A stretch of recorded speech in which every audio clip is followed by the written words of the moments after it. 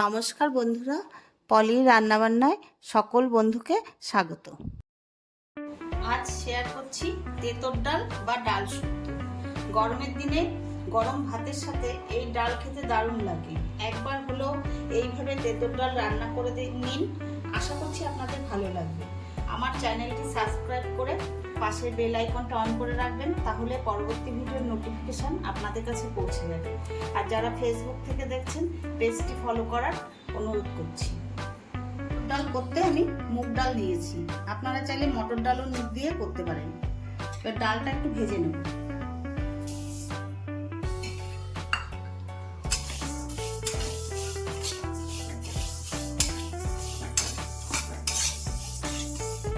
ডালটা ভাজা হয়ে গেছে, ডালটা এবার নামিয়ে নিচ্ছি।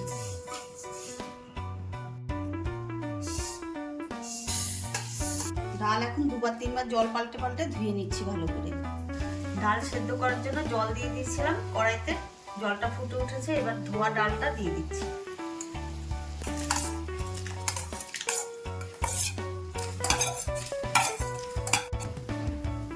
দিয়ে দিচ্ছি লবণ। ডাল সেদ্ধ হয়ে গেছে, ডালে কাটা দিয়ে দিচ্ছি।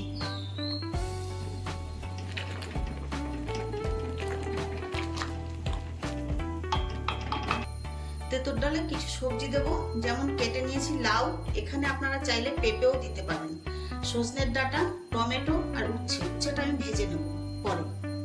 এবার দিয়ে দিচ্ছি লাউ, সজনের ডাঁটা, টমেটো।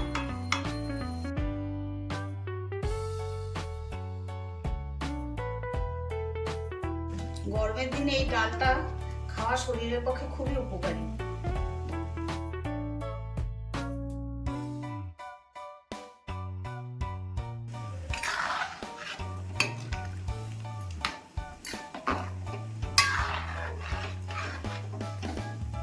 সবজিটা একটু সিদ্ধ হোক, দিয়ে দিচ্ছি হলুদ গুঁড়ো।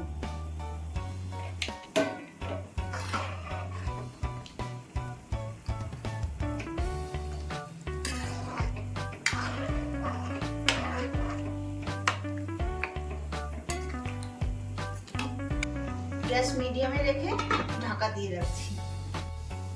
ঢাকনাটা খুলে নিচ্ছি। সব সেদ্ধ হয়ে গেছে, এবার ডালটা আমি একটা অন্য পাত্রে ঢেলে নিচ্ছি। দিয়ে দিচ্ছি সর্ষের তেল। তেলে দিয়ে দিচ্ছি একটুখানি লবণ, আর দিচ্ছি সামান্য একটু হলুদ গুঁড়ো।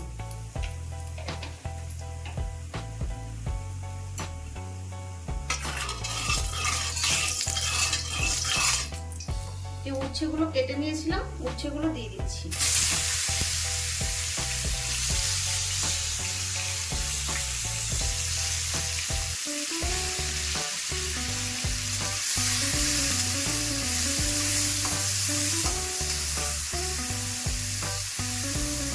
উচ্ছে ভাজা হয়ে গেছে, উচ্ছে ভাজাগুলো তুলে নিচ্ছি।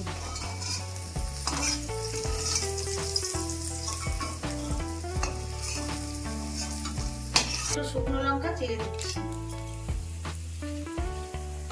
3টে তেজপাতা দিয়ে দিচ্ছি, আর দিচ্ছি রাঁধুনি ফোড়ন।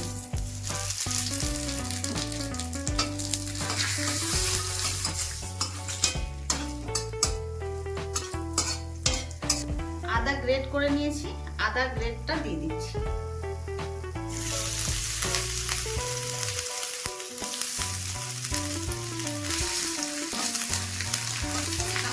ভেজে নেব।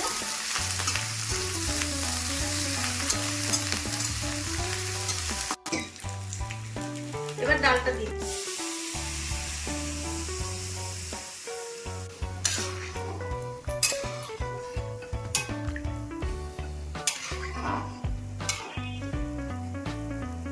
এবার উচ্ছে ভাজাটা দিয়ে দিচ্ছি। ডাল সেদ্ধ করার সময় লবণ দিয়েছিলাম, এখন একটু দেখে যদি লাগে দিচ্ছি, সামান্য একটু লবণ দিয়ে দিচ্ছি।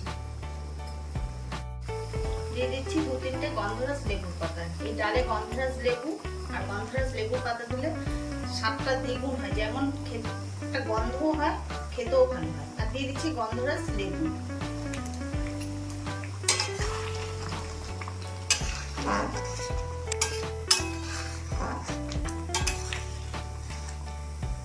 ডালটা হয়ে গেছে, এবার আমি গ্যাসটা বন্ধ করে দিচ্ছি।